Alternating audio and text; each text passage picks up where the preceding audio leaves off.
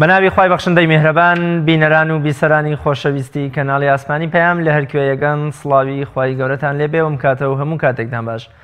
خۆشحاڵ و بەختەرم لە ئەڵقەیەکی نوێی بەرنامەی باس و خواز بە دیداری ئێوەی عزیز و خۆشەویست شاد دەمەوە. ئەمڕۆ ڕۆژی جیهانی زمانی دایکە و بەرنامەی باس و خواسیش بۆ هەمان مەبەست تەرخان کراوە. لەگەڵەوەی کە ئەمڕۆ 21 شوبات کە لەلایەن ڕێکخراوی یونسکۆ یانەتەوە یەکگرتووەکانەوە بە ڕۆژی جیهانی زمانی دایک دانراوە، هاوکاتە لەگەڵ کۆچی دوایی هۆزانڤان و شاعیر و نووسەر و زمانزانی شارەزای کورد مامۆستا هەژاری موکریانی بەڕەحمەت بێ کە یەکێکە لەو کەسانەی لە تەواوی نووسین و وەرگێڕانەکانی خۆیدا خزمەتێکی فرە و بەرچاوی بە زمانی کوردی و زمانی دایک کردووە. ڕەحمەتی خوای لێبێ و خوای گەورە لێی خۆش بێ. مامۆستا مەسعود محەممەدی بیریار و زمانزانی گەورەی کورد بەڕەحمەت بێ لە گەشتی ژیانمەکەیدا لەبارەی گرنگی یا گرفتانەی کە لە زمانی کوردیدان بەشێکی زۆری پەرتووکەکەی بۆ ئەو گرفتانە باز دەکا و لە بەشێکیدا دەڵێ ڕاستیەکەی وەها خۆش دەبوو کە ئەگەر شیا بە نەنوقتە و نەنیشانە هیچیان لە وشەدا بەکار نێن کە بەکاریش هاتن هەر نەبێت تێکڕایان لەسەرەوە بن. لەو باوەڕەدام ئەگەر زمانی کوردی لە دوا ڕۆژدا بەبەریەوە هەبێ پێی بنووسرێ پێویستە ڕێنووسی ئێستاکەی لە بێشنگ بدرێتەوە، چونکە عیبی زەقی تێدایە کە دەخلی بەسەر نەگونجانی هەندێ لایەنی ڕێنووسەکەوە هەیە لەگەڵ داخوازی لایەنی ڕێزمان. بێگومان زمان یەکێکە لە فاکتەرە گرنگەکان یا یەکێکە لە هۆکارە سەرەکیەکانی مانەوەی هەر نەتەوەیەک و بە هۆکاری سەرەکی ناسینی هەر میلەتێکیش دادەنرێ. بۆیە بە درێژایی مێژوو کاتێ دەوڵەتێک ویستویەتی وڵاتێکی دیکە داگیر بکە هەمیشە هەوڵی سڕینەوەی زمانەکەی داوە و هەوڵی داوە زمانی دەسەڵات زمانی حکومەتی خۆی بەسەر ئەو نەتەوە و کەمە نەتەوایەتیاندا بسەپێنێ کە داگیری کردوون. ئەمەش لە هەرێمی کوردستانە هەمیشە بەرچاومان کەوتون کە وڵاتانی داگیرکەر و دژمنی وەکو ئێران و تورکیا و عێراق و سووریا هەمیشە هەوڵیان داوە زمانی کوردی بشارنەوە و نەیهێڵن و لاینەوەکانی نامۆی بکەنەوە و زمانی خۆیان بەسەر نەوەکانی کووردا بسەپێنن. لەم بەرنامەیەدا باز لە گرنگی زمان دەکەین. زمانی دایک چییە و چۆن مرۆڤەکان هەوڵ بدەن لە هەوڵی پاراستنی زمانی دایکدا بن. هۆکار و فاکتەرەکانی هێشتنەوەی زمان چین؟ چۆن ئێمە بتوانین زمانی دایک هەمیشە بە زیندویی و بە بەردەوامی بیهێڵینەوە؟ ئایا لە بەرامبەر ئەو هەموو نووسینانەی کە زمانی دایک یا زمانی کوردی دەخەنە ژێر پرسیارەوە و هەر کەسە و بە ئارەزوی خۆی شێوازێ لە زمان بەکاردەهێنێ ئەمە تا چەند پاراستنی زمانی کوردی بەرەو دواوە دەباتەوە و هیچ نەبێت زمانی کوردی پەرتەوازە دەکا بەسەر کۆمەڵێ لەهجەیان کۆمەڵێ ڕەئی و بۆچوونی نووسەرەکاندا. لەگەڵ زۆر بەڕێز دکتۆر عومەر پەتی کە لە ستۆدیۆکانمان لە شاری هەولێر میوانی ئەمڕۆی بەرنامەی باس و خواز دەبێ باز لە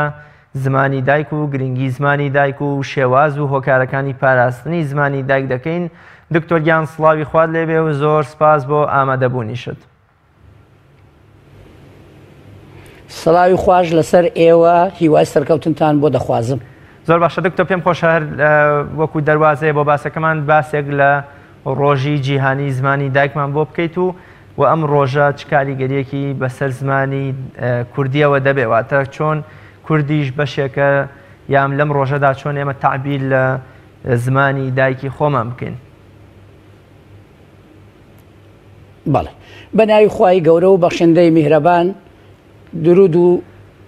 بە ناوی خوای گەورە و بەخشندەی میهرەبان، درود و سەڵاو سەرجیانی پاشی پێغەمبەر کەوێ.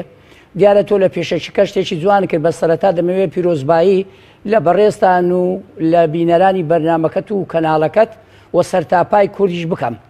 جگە لەوە لە سەرتاپای جیهانیش ئەمڕۆ پیرۆزبایی زمانی ڕۆژی جیهانی زمانی دایک دەکەم. بەڵام بۆ وەڵامی پرسیارەکەت تۆ لە پێشەچەکە جوان پێکات، بەڵام من دەتوانم بڵێم زیاتر بۆ ئەوەی وەڵامەکە پوخت بێ. زمانی دایک دیارە زمان کۆڵەکەی هەر نەتەوەیەکە، کەواتە هەر نەتەوەیەک دەگری لە ڕێگای زمانەوە دەناسرێتەوە. بۆ نمونە دەرێ زمانی کوردی، زمانی عەرەبی، زمانی ئینگلیزی. دیارە گرنگی ئەو زمانەش بۆ هەموو تاچێک گرینگە. ئێمە وەکو کورد ڕۆژی جیهانی زمانی دایک کە دەتوانم بڵێم یەکەم جار لە 21 دوی 2000 ئاهەنگی بۆ جێڕا، بەڵام لە ساڵی 2008ەوە بە شێوەیەکی نێودەوڵەتی کرا واتە بوو بە ڕۆژی جیهانی زمانی دایک. دیارە لە جیهاندا 6,000 زمان هەیە، بەڵام ساڵانە نزیکەی 200 تا 250 زمان دەپوچێتەوە و لەدەست دەدەن. یەکێک لەو زمانە زیندوانە زمانی کوردیە. بۆیە ئێمەش وەکو هەموو زمانەکانی تری جیهان کە ئێستا دەتوانم بڵێم 5,000 زمان لە جیهاندا ماوە، چکا و سەرژمێرەی کە من ئاماژەم پێکرد گوتم 6,000 زمانەیە، ئی 2015ەیە ئەگەر سارێ 250 زمان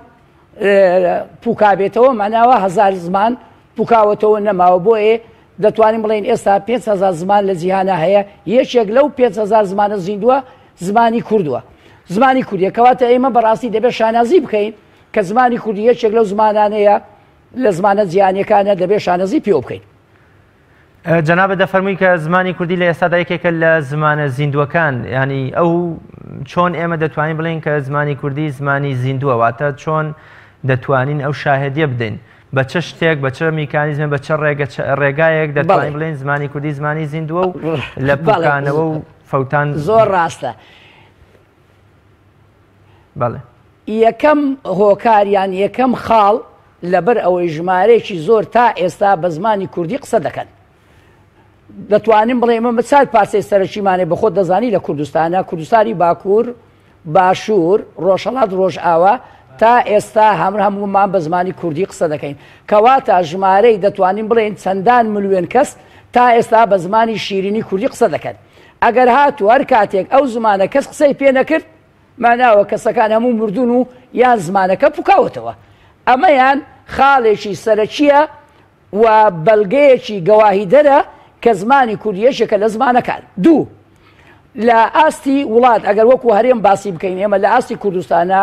زۆربەی زانکۆکان، کۆلێژەکان، ناوەندەکانی خوێندن هەر لە باخسەی منداڵان دەگری تا دەگاتە خوێندنی باڵا ماستەر و دکتۆرە بە زمانی کوردی دەخوێنن. ئەمە بەڵگەیەکی تری دووەمە. سێ، زانایانی بواری زمان و هەروە توێژەران بەردەوام لەسەر زمانی کوردی تۆژینەوە ئەنجام دەدەن و پەرتوک بە چاپ دەگەینن. خاڵێکی تری چوارەم، بە بەردەوام بەرهەمی هۆزانوانان و نووسەران و ڕۆشنبیرانی کورد لە بوارە جیاجیاکانی وێژە بە چاپ دەگەیندرێ. جگەلەوە چەندان کەناڵی ئاسمانی و خۆزیەتی بە زمانی کوردی پەخش دەکرێ و دەتوانم بڵێن پەخشەکەی بۆ هەموو جیهانە. ئەگەر زمانێکی زیندوو ئەوانەی هەبێ ئەی ئەگەر زیندوو نەبێ ئەی چ زمانێک زیندووە. زۆر باشە بینەرانی بەڕێز و خۆشەویست، ئێوەی بەڕێزیش هەر سەرنج و پرسیار و پێشنیارێکتان هەیە بۆ بەرنامەکەەوە لەبارەی گرنگی زمانی دایک دەتوان لە ڕێی پەیجی پەیام تیڤ لە تۆڕی کۆمەڵاتی فەیسبوک ئاراستەی بکەن. منیش لێرەوە ئاراستەی میوانەکەم بەڕێز دکتۆر عومەر پەتی دەکەم بۆەوەی بتوانین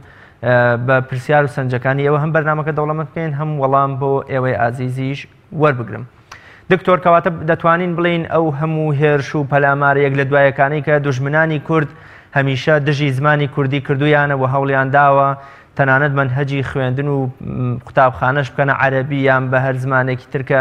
خۆیان زمانی خۆیان بوو. ئەمەش یەکێکی دیکەیە لەو هۆکارانی کە پێمان دەڵێ بەڵێ زمانی کوردی زمانێکی زیندوو کاریگەرە. بەڵێ خۆی ئێمە لە پێشەشی ئاماژەمان پێکرد ئەگەر بیانەوێ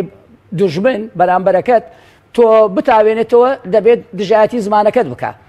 ڕاستە لێرە و لەوێ ئەگەر مێژی کوور هەر بدەیتەوە دژایەتی ئەم زمانە کراوە. تەنانەت خۆشمان لە ئاستی پێویستان نەبووی خزمەتی ئەو زمانە بکەین. بۆیە هۆزانوانێکی وەکو حاجی قادری کۆیی دەڵێ زمانی کوردی بەڵاو نەبوو گرد بوو وا لە مابەینی ئێمە تێچوو. کەواتە دەتوانم لەم دەسەڵاتدارێتی کوردیش نەکار دوژمنەکەمان دوژمنەکانی کورد یەک لە دوای یەک بەپێی سەردەمەکانی مێژوو دژی زمان بووینە ئێمەش لە ئاستی پێویستە خزمەتی زمانەکەمان نەکردووە. بەڵام دەبێت بە ویژدانەوە ئاور لە مێژوش بدەینەوە. ئەگەر سەیری پرۆگرامەکانی سەدەی ڕابردووی ڕژێمی پێشوو بکەین مەبەستم سەدەی 20 بە تایبەتی لە ساڵانی شێستەکان و هەفتاکان و تەتوانم پێش شێستەکانیش لە پەنجاکان زۆر گرنگی بە زمانی کوردی دەدا کە زمانی یەکەم بوو زمانی دایک. بەڵام زمانی دووەمی کەی فێر دەکردن لە پۆلی 4 و 5 سەرەتاییەوە بە شێوەیەکی زۆر سادە و ساکار زمانی عەرەبی فێر دەکردن، چونکە دەیزانی زمانی یەکەم کە زمانی دایکە گرنگی و بایەخی خۆی هەیە. بەڵام لەگەر ئەوەش دژایەتیان کراوە. بەس دەتوانم بڵێم زمانی کوردی بەخۆ دەزانی چێ دەیپارێزی، نەکە زمانی کوردی لە هەموو نەتەوەیەک ئەگەر قەوارش سربەخۆی هەبێ. مەبەستم لە قەبارە سربەخۆوەیە کە وڵاتەکە سربەخۆبی خاوەن ئاڵای خۆی بی، ئەو کاتە پێویست و بۆ ناکە هەڕەشە و ترسی لەسەر بێ. بەڵام کورد تا ئێستاشی لەگەدا بێ ئەم هەڕەشەی هەر لەسرە، بەڵام پاراستوێتی یەک لە شتەکان سیاسەرکەشەکانی کوردستان بووە، دوام نووسەر و ڕۆشنبیران و تەنانەت ئەو کەسانەی کە بە زمانی کوردی شیر قسەیان کردووە لە هەموو پارچەکانی کوردستان. کەواتە بۆچی لە هەرێمی کوردستان بە شێوەیەکی بەرچاو نابینین کە کیانێک قەوارەیەک حیزبێ دەسەڵاتێ لە هەوڵی پاراستنی زمانی کوردیدانەوە بگرە زۆر جار ئەوەندەی کە هەوڵی داوە بەسەر ناوچەگەرێتیە وەکو چۆن جوگرافیای سیاسیان دابەش کردووە، هەوڵیشیان داوە زمانیش وەکۆڵێ دابەش بکەن، منتیقەیە بە شێوازارێک بە شێوازێ منهەج و قسەکردن و نووسینیانەیە، منتیقەیەکی دیکەش بە شێوازێکی دیکە. بەداخەوە ئەو قسەی تۆ ئاماژەی پێ دەکەی زۆر ڕاستە، وەکو هەموو بابەتەکانی تر زمانیش کەوتە ناو دابەشکردنی پارتایەتی. مەبەستم لە پارتایەتی ینی لە بەین دوو کەوانە حیزباتی، کەواتە بەداخەوە زمانیش بە پارتایەتی کرا. ئەگەر نا کورد زمانی ستاندەری هەبوو، زمانی ستاندەریش زمانی ناڵی و مەحوی و سالم و کوردی و ئەمانە بوون کە تا ڕاپەڕینیش هەر بەو شێوە زاری سلەیمانی لە نووسین و ئاخافتنەکان هین دەکرا، هیچ ترسێکی نەبوو زمانی کوردی. بەس بەداخەوە لێرە و لەوێ دوای ڕاپەڕین ئەوەش دابەش بوو، اینجا بۆ دەمکۆکردنەوە بێ، بۆ پلە و پایە بێ، بۆ خوارکێشان و خۆدەرینان بێ. بەداخەوە ویستیان لێرە و لەوێ دەیانویست زمانەکەش دابەش بکەن بەناو بە دوو بەش بیرێن سۆرانی و بادینی کە ئەوە هەڵەیە. ئێمە لە زمانی کوردی یەک زمانمان هەیە پێی دەنێن زمانی کوردی، بە سوار دیالیتی سەرەکیەیە ئەوش کرمازی ژوور و کرمازی خوار و لڕ و زازە، کەواتە ئێمە شانازیش دەبێ بەو چار دیالکتە بکەین. بەڵام دەتوانم بڕێم لە سەردەمی ناڵی و مەحوێەوە تا ئێستاکە کێشەیەک نەبوو لە زمانی کوردیە، تەنانەت سەرۆکی ئەنجومەنی وەزیران و سەرۆکی هەرێمی پێشوو کە دەرەچوون وتارەکانیان بە شێوە زاری سلەیمانی بوو، چونکە خۆی چەسباندووە. برێم و نەرێم زۆربەی ئەو هۆزانوانە گەورانە ڕۆڵی خۆیان بینی بوو، بەرهەمە چاپکراوەکان هەر بەو شێوە زارە بوو. خۆش نابێتە نەنجی و کەمی بۆ زارەکانی تر. ئێمە وەکو نووسەر وەکو هەر تاچێک دەتوانین سوود لە هەموو دیالکت و دەتوانین برنج زارەکانی تیژ وەرگین. ئەوە نیشانەی دەوڵەمەندی زمانی کوردیە. بەڵام هەر کاتێک بیقۆزنەوە بیخەنە لایەنی پارتایەتی بەداخەوە ئەوە زیان بە زمانی کوردی دەگات. لەبەرچی من دەمێکە داکۆچیلەوە دەکەم دەڵێم پێویست ئێمە زمانی ستار دەرمانێ بێ دوورکەوینەوە لە زمانی ناوچەگەرێتی. لە چ کاتێک ئێمە دەتوانین ناوچەگەرێتی بکەین؟ لە کاتێکە لە بەرهەمە فۆلکلۆریەکان ئەگەر بێت و بەرهەمێکی میلی بەو شێوە زارەی کە تۆ کۆی دەکەیتەوە لە ڕووی دەستپاچی و لە ڕووی گرنگی تۆژینەوەی زانستی دەبێ بە شێوەی ئەو ناوسێ بێ. بەڵام کە تۆ دیێی بابەتێکی زانستی دەنووسی بۆ هەموو ڕۆڵەکان و نەوەکانی کوردستان دەبێ بە زمانێکی ستاندەر بێ. زمانی ستاندەریش ئەوەیە بە زمانی نووسین و ئاخاوتنێک کە هەموو کەستەی بگە. و بەرامبەریشی ئێمە دەتوانین بڵێن زمانی ئەدەبی یەکگرتوو و زۆر ئاسانیشە زمانی ئەدەبی یەکگرتوو لە ناو کووردا دروست بێ بۆ دەوڵەمەندی ئەو چوار دیالکتەوە کە هەیەی. زۆر باشە دکتۆر، زمانی ستاندارد کامەیە یام چۆن هەوڵ بدرێ لەو هەموو بێسەروبەرەیی کە هەیە زمانێکی ستاندارد لە نێو کووردا دابنرێ و کاری پێ بکرێ؟ من ئاماژەم پێکرد، گوتم چار دیالکتی سەرۆکیمان هەیە. بەڵێ دەتوانین ئێمە هەر وەکو وتم یەکەم جار ئێمە بناغەیەکمان هەیە بۆ زمانی ستاندەر، ئەوەیە دەتوانین بڵێم شێوەزاری سلەیمانیە. بەڵام تۆ دەتەوێت دەوڵەمەندی تری بکەی بۆت هەیە لێرە و لەوێ زاراوە و چەمچی ناوچەی کرمازی ژووری بخەناو لڕ و هینیشی بخەیتە ناو. یعنی بەڕاستی زۆر دەوڵەمەندە لە ناوچەی هەورامان خانەقین هەتا دەگاتە دەتوانم بڵێم کرمازی ژووروش کە هەتا دەگاتە هەکار و دەگاتە بادینان و ئەمانە بۆ دەوڵەمەندی بەڕاستی دەبێ مەشانازی بکەین چوار دیالکتمان هەیە دەتوانین لە بوارەکانی زانست هەر هەمووی ئەمە فیزیکە ئەمە چیمیایە پزیشکیە ئەندازیاریە ئەگەر وشەیەک لێرە نەبوو لە توانین لە دیالکتەکەیتکە بیخوازینەوە و بەکارشی بێنین بەڵام ئەوە ئەرشی شەیە ئەرشی ئاکادیمیای کوردیە لێژنەی زاراوەکان دەبێت ئەبڕۆڵە ببینێ بەس بەداخەوە تا ئێستا لەو ئاستەدا نەبووە بۆیە زمانی ستاندەر ئێمە کێشەمان نییە لەناو کووردا ئەگەر کێشەی دروستکەن ئەوە دەخرێتە لایەنی دەتوانم هەر بەکو گوتم پارتایەتەکەیە ئەگەر نا ئەمە پێش ڕاپەڕینیش هیچ کێشەکمان نەبوو تەنانەت ئیلاگەر لێرە و لەوێ ڕژێمی پێشوو دروستی بکردایە بۆ نمونە لە ساڵی هەشتاکان پێش نوهاتەکان دوو ڕۆژنامەی دەردەکرد بزاف و ڕۆژنامەی یەکێکی تریش بوو بە سۆرانی یەکیش بە بادینی بۆ ئەوی لێکیان زیاب بکاتەوە بەڵام بەڕاستی وەکو ئێمەی کورد دەبێ هەر بە شێوە زارەکەی سلەیمانی قسە بکەینیان دەتوان بری کرمازی ناوەڕاست ئێستا ناوەکەشیان گۆڕیوە لە دابشکردا پێی دەڵێن دیالکتی کرمازی ناوەڕاست کە دەتوانم بێم لە موکوریانەوە دیە تەنانەت کوردستانی ڕۆژهەڵاتیش هەر بەو شێوە زارە قسە دەکەن کەواتە موکوریان و کوردستانی باشوور ئەوەش ژمارەی زۆرە و وارووا سەرچاوەش زۆر هەیە بۆ شتێکی ئاسایی ئەگەر ئێمە بڵێن زمانی ستاندەرمان هەیە بەڵام دەکرێت دەوڵەمەندی بکەین ئەویش بە هاوکاری دیالکتەکانی تر زۆر باشە دکتۆر باسمان لەوە کرد کە بەهۆی ململانەی سیاسی و شەڕی ناوخۆوە زمانی جۆرێ لە دابشکاری و پەرتەوازایی و لێکدابرانی بەخۆیەوە بینیوە چۆن هەوڵ بدرێ ئەو کەلێن و فەراغی کە لە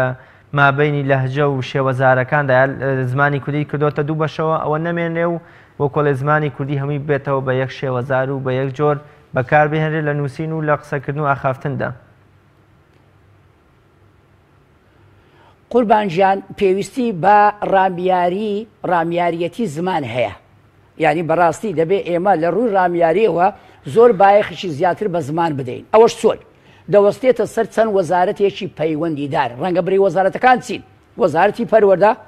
وەزارەتی ڕۆشنبیری وەزارەتی خوێندنی باڵا و تۆژینەوەی زانستی و هەروە لەگەر ئاکادیمیای کوردی دەبێت شکۆی زمانی کوردی بگەڕێنەوە هەر هیچ نەبێ لێرەوە من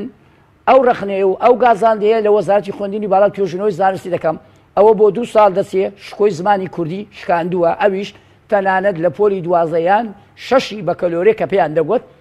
خۆویستانەیە ئەوەی بێوێ نمرەی زمان و ئەدەبی کوردی هەموار هەژمار بکرێ بۆ ئەوەی بچێتە زانکۆیانە ئەمە خۆی لە خۆیدا دژایەتی کردن و سوکایەتیکردنە بە زمانی کوردی خۆمانەی ئەوە نییە زمانی کوردی زمانێکی زانستی نییە یان بۆ زانست دەزنادا ئەگەر بێت و سەیری وڵاتانی جیان بکەیت دەزانی زۆر لە وڵاتانی جیان بە زمانی دایک دەخوێنن لە زانکۆکان لە فەڕەنسا لە ئەلمانیا لە رووسیا لە دووەلی وڵاتانی ئەسکەندەناڤیا لە سوید تەنانە لەسەر ئاستی زانکۆکانی پزیشکیش بە زمانی دایکیان دەخوێنن باشە زمانی کوردی زمانی دایکە بۆ ئێمە دێین ئەو بایەخە و گرنگە بدەین کەواتە لەو ڕوانگەوە دەبێ ئێمە بگەڕێنەوە سەر خێزان دایک و باوک دەبێت دایک و باوکان کە لەگەر مناڵەکانیاندا ئاخافن یان قسە دەکەن دەبێ بزانن چۆن فێرە جێگرتنیان بکەن چۆن فێرە قسەکردنیان بکەن و هەروەها هەڵەکانیشیان بۆ ڕاست بکەنەوە بە زمانێکی سادە و پارەش قسەیان لەگەر بکەن ئەمە لە ئاستی خێزان دوایە ئەمە دەگوازرێتەوە بەرپرسیارەتەکە بۆ نێوەندەکانی خوێندن پێویستە مامۆستایان بەرپرسیار بەرامبەر بە بەکارهێنانی زمانی دایک ئەمە وەکو زمانی وەکو دەتوانم بڵێم وەزارەتی پەروەردە بەداخەوە وەزارەتی پەروەردە لە ئاستی پێویست نییە بەرامبەر بە زمانی یەکەم دایک ڕەنگە کە باسی زمانی یەکەم دەکەم کەواتە زمانی دووەمیش چییە ڕەنگە بپرسی زمانی دۆم چییە زۆربەی زانایان یەکێک لەوانە وەکو چۆمسکی دەڵێت مناڵ تا تەمەنی 6-7 ساڵی خەریکی کۆکردنەوەی زاراوە و وشە و یەکەیە کەواتە ناکرێت تۆ منال کە چوە پۆلی یەک بچی بە زمانێکتر بخوێنێ بێزگە لە زمانی دایک لێرە کێشێک کۆسپێک دروست دەکا بۆیە بە پێچەوانەوە دەبێت لە باتی زمانی ئینگلیزی یان تورکی یان ئەلمانی بخوێنێ دەبێت زمانی یەکەمی هەردایک زمانی کوردی بێ ئەگەر بۆ زمانی یەکەمی بۆ زمانی ئینگلیزیەکە کەواتە زمانی دایک لێرە زمانی کوردیە دەبێتە دووەم کێشە دروست دەکات چونکە ئەو توانایە کە هەیەی ئەو منداڵە دابەشی دەکات بەسەر دوو زمان و هەر یەک لەو زمانە دەبێتە کۆسب لە بەردەم زمانەکەی تر ئەبنەوە بەگشتی قسە دەکەم ڕەنگە مناڵ توانە و بارەی هەبێ لەو تەمەنە دوو زمان فێر بێ بەس من بە شێوەیەکی گشتی هەموو مناڵان وەردەگرم بۆیە بەداخەوە کێشەی زۆر دروست بۆ لە ناو کوردستانە لێرە قوتابخانە کراوەتەوە هەمووی هەر ئینگلیزیە مەبەستم ئیبنە ڕەتی تەنانەت باخسەی منداڵانی شەیە بە زمانی ئینگلیزی و ئەلمانی و فەڕەنسی و بۆ شتێکی بازرگانیە بۆیە بەڕاستی ئەبە لە ڕووی نەتەوایەتیەوە بۆ ئاسایشی نەتەوایەتی زمانی کوردی ئەمە کاریگەرێکی خراپی هەیە ئەمە ڕۆلی خێزان و نێوەندەکانی خوێندن و وەزارەتی پەروەردە ناتم تەواوم نەکرد وەزارەتی ڕۆشنبیری و ئاکادیمی و ئەوانش بەڵێ بەڵێ دکتۆر لە تۆڕی کۆمەڵایەتی فەیسبوک دەبێت ڕۆلی خۆیان بجێڕن کاک کارمەند عەزیز دەپرسێ پرسیارێکی لێ بکە دەربارەی زمانی خوێندن کەوا بڕیارە هەمووی بکرێ بە ئینگلیزی و لە هەندێک قوتابخانەش بڕیارەکە جێبەجێ کراوە ئەمە جگە لە قوتابخانە نمونەیەکان کە زمانی خوێندن تیاندا ئینگلیزی ئەمە تا چەند وەکو مەبەستی پرسیارەکەی وەیە کە تا چەند زمانی کوردی بەرەو پوکانەوە یا بەرەو لاوازبوون دەبا لە کاتێک هاتووبوونەوە زمانی سەرەکی منهەج لە وڵاتێکی کوردیا بکەیتە زمانێکی بێگانە و غەیرە کوردی بەڵێ ئەوەیان بۆ پرۆگرام من ئاماژەم پێکرد گوتم لە تەمەنی دەتوانم بە ئاماژەیەک بە توێژینەوەیەک بکەم لە بریتانیا لە ساڵی 2011 بڕیاریاندا تا تەمەنی 11 ساڵی دەبێ منال بە زمانی دایکی خۆی بخوێنێ ئەمە گشتاندنی بۆ کرا لەلایەن وەزارەتی پەروەردەی بریتانیاوە خۆ ئەمە لەسەر ئەگەر بنەمایەکی زانستی نەبێ خواروە شتێکی وا ڕەمەچی نییە کەواتە ئەمانە ڕێزی هەموو زمانەکان دەگرن تەنانەت ئەوەی کوردێک کە لە بریتانیا لە ئەنگلستان بێ دێن مامۆستای بۆ دابین دەکەن حتا لەیانی ئاینی من پێش 2 ڕۆژ پەیوەندیم بە برادرێک کرد لە شاری دبلن لە ئینگلستان گوتی تەنانەت بەرپرسی پەروەردەی ناوچەکە سەردانی ماڵەکان دەکا یەکێک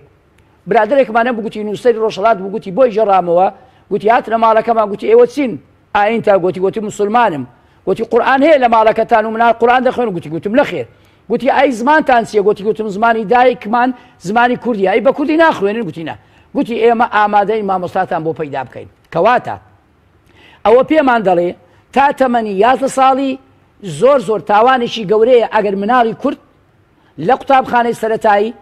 بەداخەوە هەتا من لەگەر بنەڕەتیش نیم تا تەمەنی 12 ساڵی پێیان دەگوت قوتابخانەی بنەڕەتی دوایە پێیان دەگوت لە سەرەتاییەکە 3 ساڵ پێیان دەگوت ناوەندی تەنانەت ئەمەش هەر شتێکی زانستی بوو دابشکرد کە ئێستا 9 ساڵ دەخوێنی پێدەرێن بنەڕەتی کەواتە هەڵەیە قوتابخانەی باخسەی منداڵان و قۆناغی تا تەمەنی 12 ساڵی بە زمانی تر بخوێنرێ ئەمە خۆی لە خۆیدا هۆکارێکە بۆ پوکانەوەی زمانی کوردی وەکو پێ چۆن دوژمن بێ دژایەتیت بکە ئاوایە لەبەر ئەوەی چکە پلانیان نییە بەرنامەیان نییە ئەو کەسانی لە وەزارەتی پەروەردە ئەگەر ئەو بڕیاریان دەرکردی بێ بەداخەوە لایەنی نەتەوایەتیان لەبیر چووە یا ئەوە تا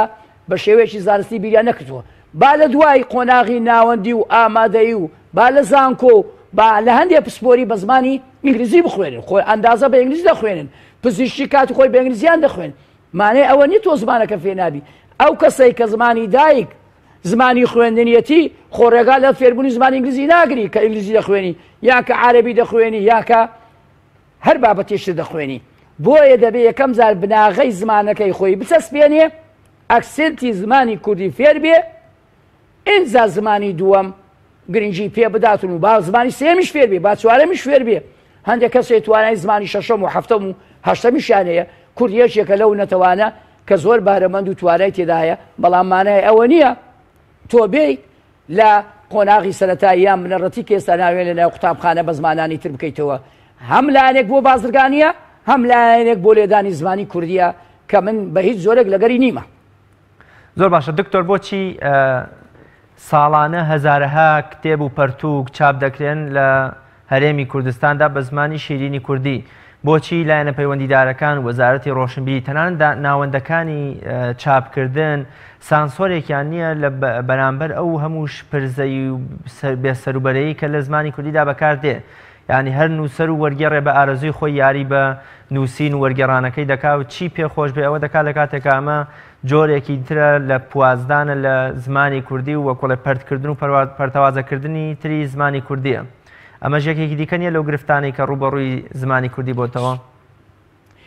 سوپاست دەکەم قوربانجان، ئەو پرسیارەش زۆر لە جێی خۆی بوو. بەداخەوە هەرچەندە ڕژێمی پێشوو لەگەر هەموو خراپیەکانی لە پێش ڕاپەڕین دەستگایەکی هەبوو، دەستگای سانسۆر ڕێگادانی بەچاپ. هەرچەندە ڕەنگە ئەو مەبەستێکی تایبەتی خۆیانە بێ لایەنی ڕامیاریەکە ببێ، نەوەک دژی بناماکان و دژی بەرنامەی وڵات بێ، بەڵام لەگەر ئەوەشدا ڕاچاوی لایەنی ڕێزمان و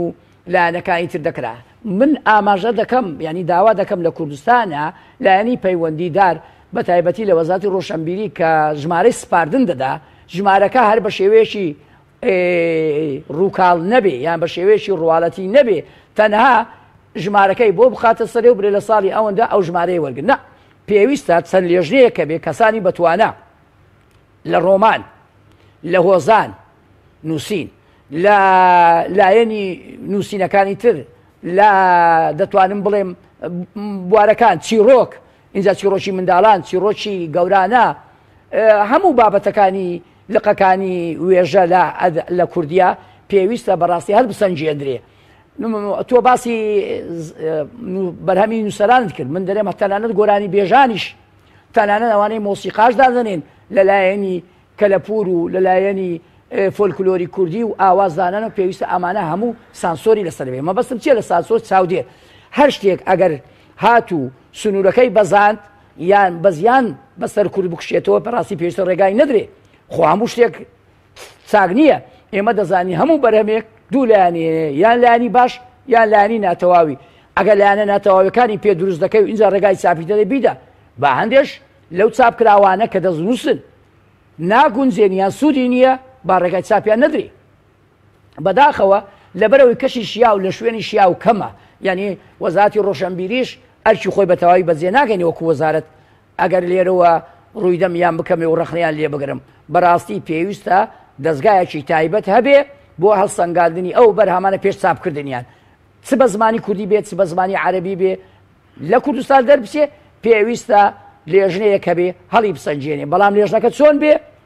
شارەزا بێ، بەتوانا بێ، پسپۆر بێ، خەمخۆر بێ. نەسن کەسانێک بینن ئازنزم چکە بەڕاستی بەرامبەر بەها ئۆر سەنگاندنش پێویستە پاداش خەرج بکرێ بۆ ئەو نووسەرە کە پێوەی ماندی دەبێ.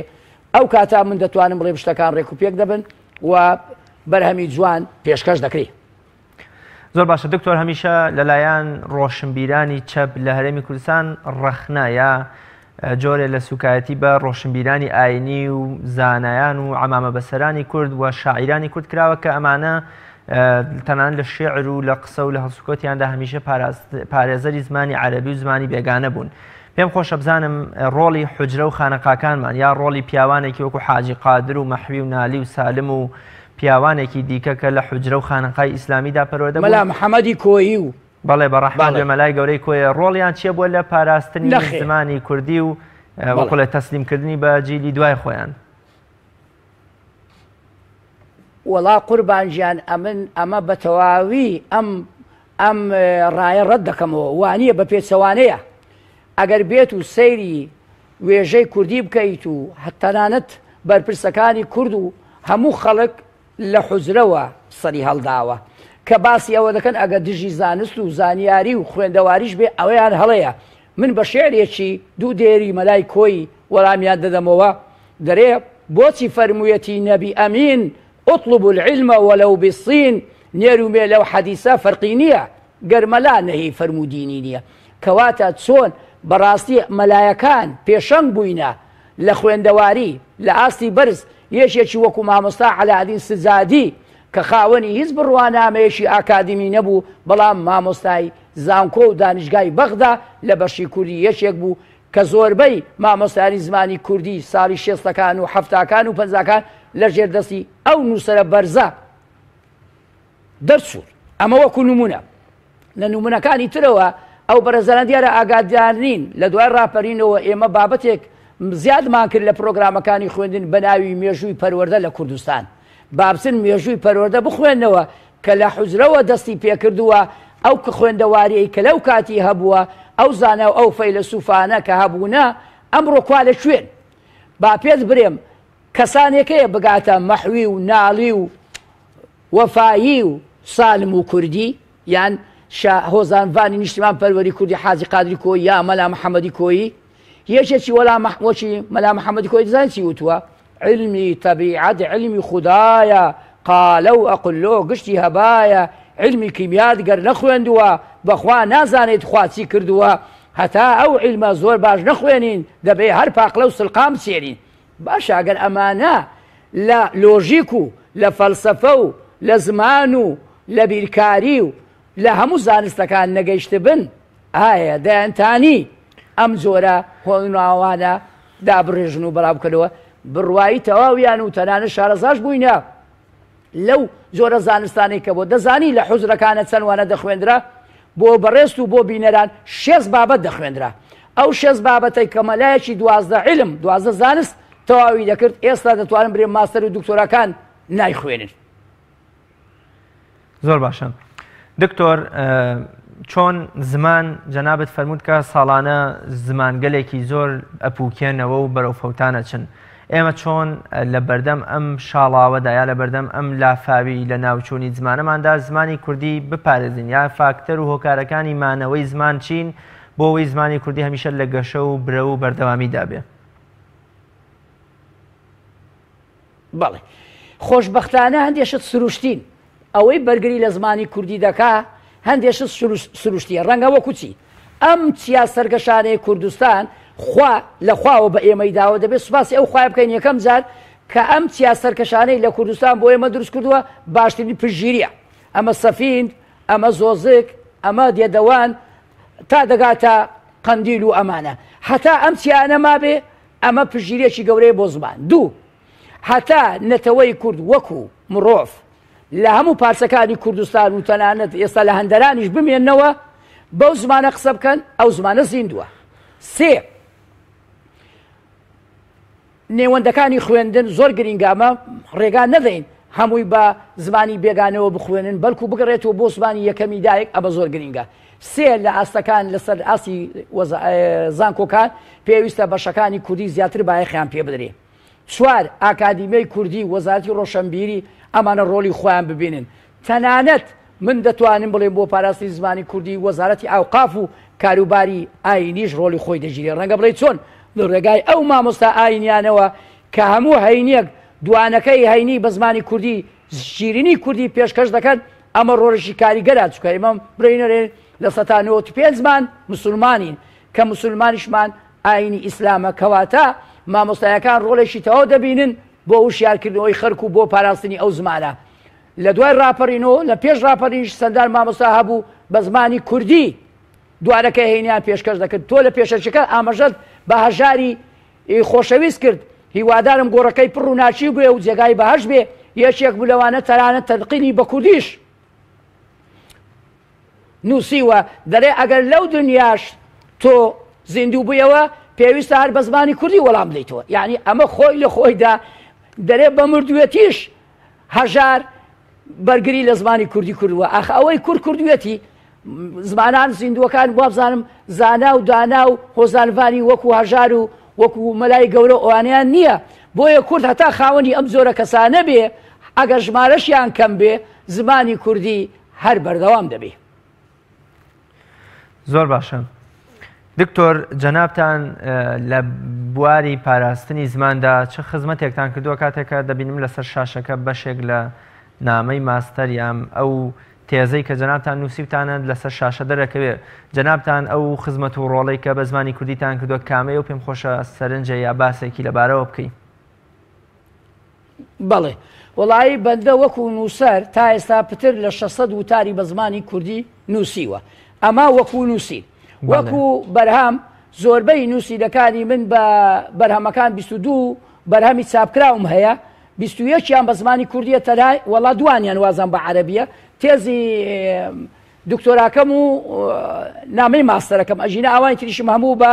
کوردی نووسیوە دوامین تاکە کەسێکم لە ئاسەر ئاستی کوردستانەوە هەر چوار پارچە و جیهانیش بە کوردی پەتی قسە دەکەم لە ساڵی 1960ەوە وابزانم ئەمە تەمەنێکە کە گوتت دکتۆر عومەر هەتا نەرن دکتۆر عومەر چێ هەتا نەرەی دکتۆر عومەر پەتی کە هەر نازانیش دکتۆر عومەر زیاب بکاتەوە بۆیە ئەمن وەکو تاشێک ڕۆلی خۆم بینیوە ساڵانە چەندان سمینار پێشکەش دەکەم وەکو یادی ڕۆژی جیهانی زمانی دایک و هەروە بەردەوامیش لە ناو نێوەندەکانی زانکۆ بە زمانی کوردی ئەمن شیرینی کوردی وانەکان دەرێمەوە وابزانم ئەمەش شتێکی گەواهی نەدەرا هەموو بەڕێزان دەزانن دکتۆر عومەر پەتی لە میدیاکان و لە ڕۆژنامەکان چ زۆرە بەشداریەکی خزمەتێکی کردووە خۆزگە خەڵکانی تر ئەمن خۆ پسپۆریەکەم دەروزانیە بەڵام ئەوەندەی ئەمن بایەق بە زمانی کوردی دەمدەبوو ئێستا پسپۆرێکی زمانی کوردی لێرە بواە بەرگری لە زمانی دایک زمانی زگماک زمانی شیری کوردی بکردا بواە بەڵام ئەوە بەندە لە پار پسپۆرەکەی خۆی وابزانم زمانی کوردی لە سەروی هەموو شتێکداناوە تەنانە لە پسپۆرێکەشی شانازیش بەوە دەکەم کە من یەکێکم لەوانە هەمیشە بەرگری و پارێزگاری لە زمانی کوردی دەکەم و تەنانە زۆر گیر و گرفتیشم بۆ دروست بووە لێرە و لەوێ زۆر جار بۆتە گرفت بۆ من بۆتە ئاریشە کە بە کوردی قسەم کردووە کەس تێ نەگەشتەوە من نمونەیەکت بۆ دەژێرمەوە لە هەفتاکانە سواری ماشێنی کرێ بووم گوتی بۆ شێ دەسی مامۆستا گوتم بم بە بۆ دار و ئاسن گوتی دەڵێ چی مامۆستا گوتم دار و ئاسن چەند بیری کردەوە تێ نەگەشت گوتم کاکە بم بە بۆ حەدید و خەشەب ئەمە ناوچەیەکە لە هەولێر هەتا نەرەی حەدید و خەشەب کەس تێی ناگات جارێشتر هەر بۆ نمونە سواری ماشێنێک بووم گوتم بم بە بۆ کۆشی باکوور کورە مامۆستا کۆشی باکوور چییە گوتم کاکە لەسەر شێستیە چێشخانەی لێیە گوتی مامۆستا نازانم گوتم قەسریشی مال گوتی دە بە کوردی قسە بکە مامۆستا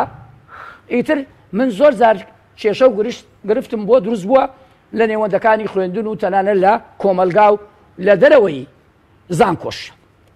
زۆر باشە دکتۆر زۆر جار نووسەر یا و کەسێک کە قسە دەکات دەڵێ زمانی کوردی بەشی بۆ نمونە ئەوەندەی نییە کە تۆ بتوانێت کتێبێکی 200 لاپەڕەیی پڕ بکەیتەوە و دانەمێن یا پەنا بۆ زمانی بێگانە عەرەبی یان فارسی یا تورکی نەبەی ئایا بۆ منە زمانی کوردی هێندە دەوڵەمەندە کە بتوانێت خواستی نووسەرێک قسەکارێک پڕ بکاتەوە و بتوانێت تەواوی سەرلەبەری کتێبێکی بە وشەی کوردی برازێنێتەوە واتە بۆ ئەو وشە نامۆیانش کە تا ئێستا لە نێو کوردیدا ئێمە دەستمان ناکەون وشەی کوردیمان هەیە کە بتوانین لە جێی وشەی بێگانەوانە بەکاربهێنین بەڵێ پرسیارەکەت لە زیێ بەداخەوە من ئەو ڕایش ڕەت دەکەمەوە هیچ لەگەر ئەو ڕایانیم زمانی کوردی زمانێکی زۆر دەوڵەمەندە چار دیالێکتی هەیە تەنانەت بۆ زانستیش دەتوانی بەکاری بێنی بۆ وێژە بۆ هەموو بوارەکانی ژیان کامەن دەتوانی لە ئەنداز بۆ لە بیناسازی کورد کەمێ دەوڵەمەندە بۆ لە پارێزەری ئاوقات مەبەستم هینە لە کوشت و کاڵ کەسێکەیە بگاتە کورد یعنی ئەمانە بیان و دێنەوە بە خۆیان توانایان نییە ئەجینا فەرهەنگی زۆرە ئەو فەرهەنگ هەیە تایبەت بە کوشت کاڵ فەرەکان هەیە تایبەت بە پزیشکی فەرهەنگ هەیە تایبەت بەلایەنی دەروزانی بەلایەنی کۆمەڵزانی یعنی بەڕاستی ئێستا بە تایبەتی لەو بارودۆخە ئەگەر بێن سەرژمێریەک بکەین هەتانان هەمبانە بۆرینەی مام هەژار بەسە یەکێک بێ بە زمانی شیرینی کوردیشت بنووسێ بڕۆ سێری هەمبانە بۆرینەکە تاقە کەسێک دانیەوە باور بکە بە چەندان دەستگا و بە چەندان زانکۆ ناتوانێ فەرهەنگێکی وەکو هەمبانە بۆرینە ئامادە بکەیت بۆیە ئەوانەی کە دەرێن بیان و دەێنەوە زمانی کوردی لە ئاست زمانی یان نووسینی بواری زانست و من ئەمە ڕەت دەکەمەوە دەتواندرێ سەرەتا بە شێوەیەکی سادە و ئاسان دەست پێ بکەین هەنگاوەکان دوای دەتوانین بەرەو پێشەوە بچین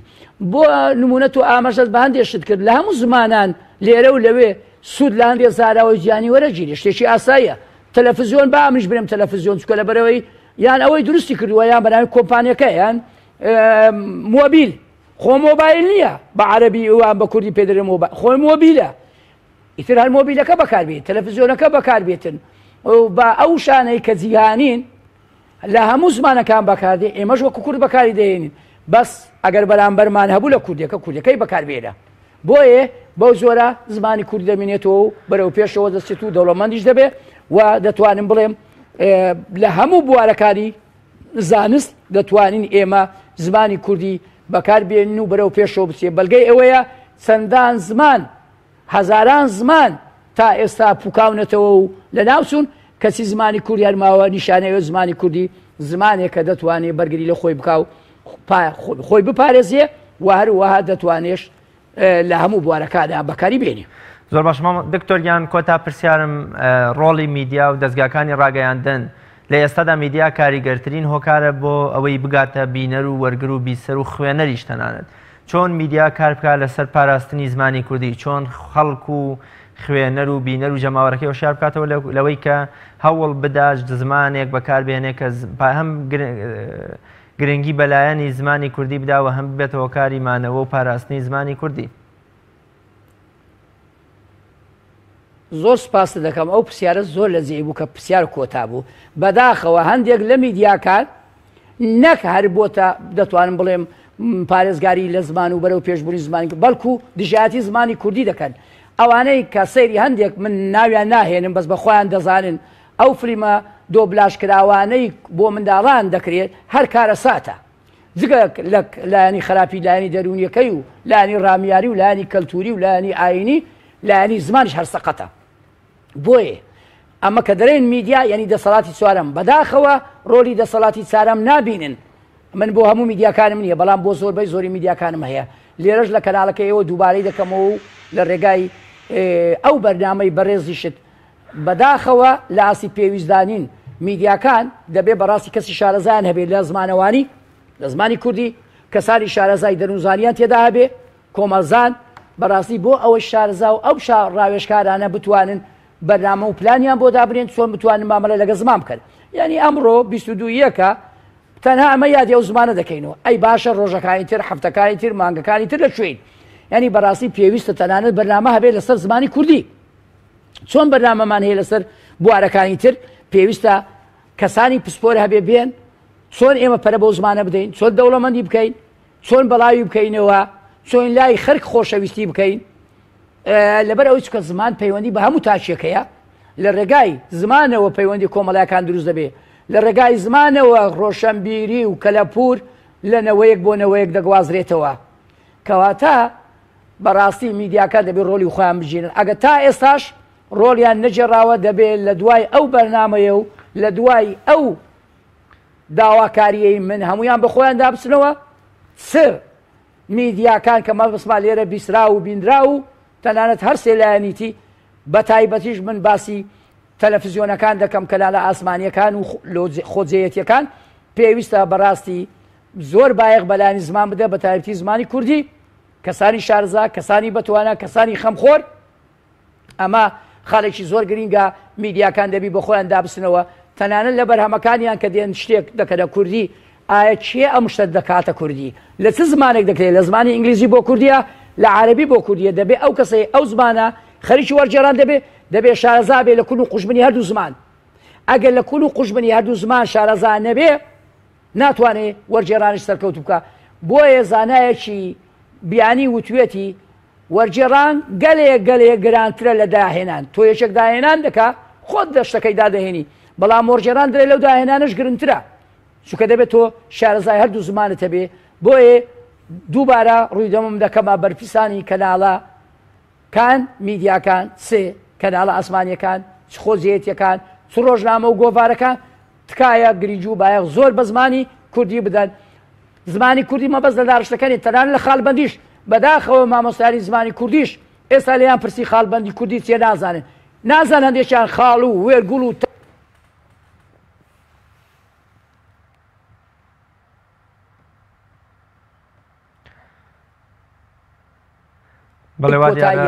کەی کۆتایی بەڕستە دەینێ کەی ڕستەی تەواوکەریە.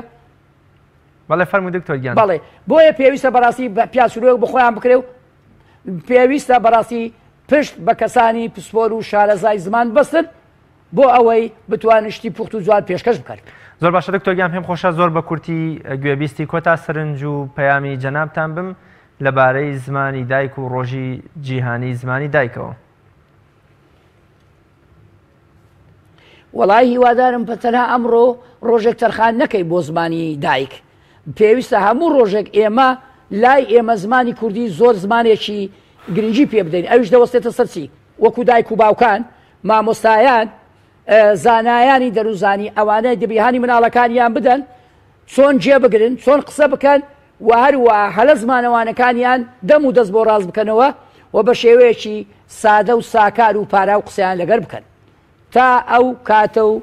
تا بە یەگەشتنەوەیەکی تر هیوادارم کە لە بابەتێکی تری زمانەوانی ئەگەر باسی لێ بکەین هیوادارم هەموو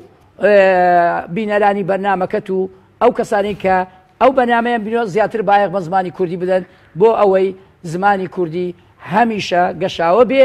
و دەتوانین بنەم لە ڕێگای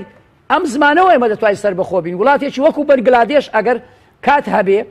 لە ڕێگای زمانەوە سەربەخۆ بوون ئێمە نەمانتانی لە ڕێگای بەرگری پێشمەرگەوە سەربەخۆ بین با ئەم جارە هەوڵ بدەین لە ڕێگای زمانەوە گرنگیدان بە زمان با سەربەخۆی کوردستان بسۆگر بکەین. زۆر دۆسپاس بۆ بەڕێز دکتۆر عومەر پەتی زمانزان و مامۆستای زانکۆکە لە ستۆدیۆکانمان لە شاری هەولێر میوانی ئەمڕۆی بەرنامەی باسخواز بوو. بینەرانی بەڕێز و خۆشەویست وەک لە پێشەکی بەرنامەکەش داماژەمان پێدا کە ئەمڕۆ ساڵیادی کۆچی دوایی یەکێک لە ئەستێرە درەوشاوەکانی ئاسمانی کوردەواری و یەکێک لە زمانزانەکانی کورد مامۆستا هەژاری موکریانێ بە ڕەحمەتی خوای بکەوێت کە لەبارەی گرنگی زمانی شۆشادێکی هەیە دەفەرمێ بە کوردی دەژیم بە کوردی دەمرم بە کوردی دەیدەم وەرامی قەبرم بە کوردی دیسان زیندوو دەبمەوە بۆ کوردیەکەی خۆم تێ هەڵدەچمەوە. ئومێدەواری زمانی کوردی ببێتە یەکێک لە کاریگەرترین و جوانترین زمانەکان و میلەتی کورد بە گرنگیەوە چاو لە زمانەکەی بکاو پێی وابێ کە یەکێکە لە هۆکارەکانی مانەوەی خۆی و نەتەوەکەی بۆیە هەمیشە دوژمنان هەوڵیان داوە زمانی کوردی نەهێڵن و لە بری ئەوە زمانی عەرەبی و تورکی و فارسی بەسەرمان بسەپێن کە ئینشاءڵڵا نیازی خراپ و قێزەونیان قەت نایەتە دی. تا بە یەگەیشتنەوەیەکی تر لە پەنای خوا دابن خواتان دەگەم.